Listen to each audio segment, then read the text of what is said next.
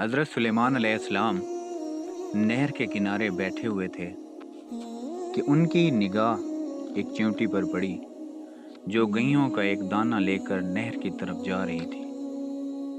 हज़रत सुलेमान अलैहिस्सलाम उसको बहुत गौर से देखने लगे।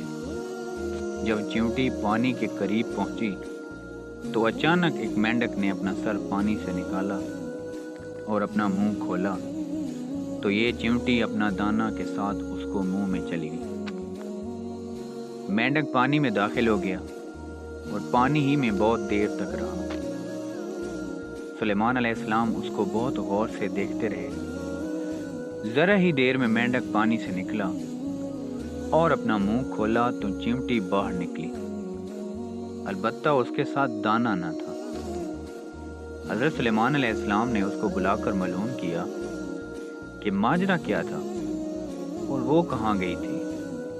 उसने बताया कि ऐ अल्लाह के नबी, आप जो नहर की तह में एक बड़ा खोखला पत्थर देख रहे हैं, उसके अंदर बहुत से अंधे कीड़े मकोड़े हैं। अल्लाह ताला ने उनको वहाँ पर पैदा किया है और वो वहाँ से रोज़ी तलाश करने के लिए नहीं निकल सकते। अल्लाह ताला ने मुझे उसकी रोज़ी का वकील बनाया है।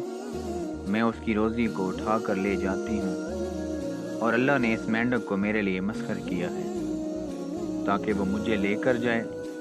उसके मुंह में होने की वजह से पानी मुझे नुकसान नहीं पहुंचाता। वो अपना मुंह बंद पत्थर के सुराख के सामने खोल देता है।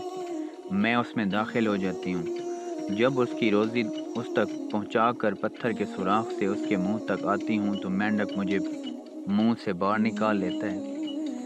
हज़रत सुलेमान अलैहिस्सलाम ने कहा, क्या तूने इन कीड़ों की किसी तस्बीह को सुना? चींटी ने बताया, हाँ, वो सब कहते हैं, ऐ वो ज़ात जो मुझे इस गहरे पानी के अंदर भी नहीं भूलता। सुभान अल्लाह।